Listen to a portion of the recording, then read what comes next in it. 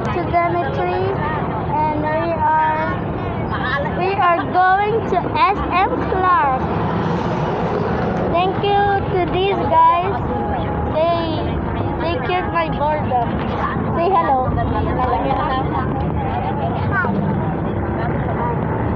Okay. So I think this is going to be a very long video because oh, there's my ninong's house. There's my ninong's house.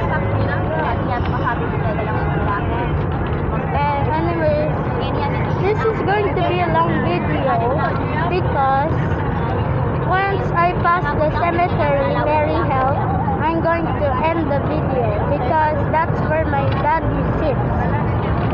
And yes, I call him daddy until now. Super daddy to be exact. Don't call me a pig, okay? Yeah. The jeep is moving very well. And look outside, it is so cool here in Orion. Man, it feels so good to live in Orion. Especially with our friendly citizens.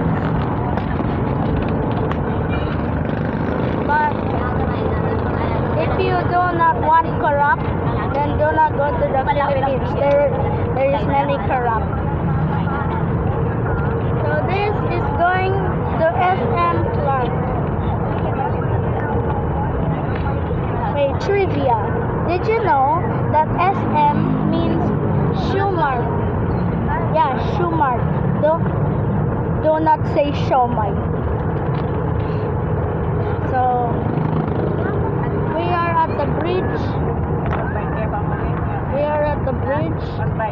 Drilling Jetman. Ay, sorry. There's the Bundok Kawayan. Our proud Bundok Kawayan.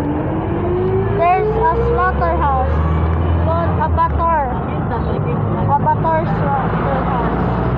And there is the cemetery where my dad sits peacefully in the ground. Bye-bye, Daddy! Bye, Daddy! And once again, there is the Mount Orion.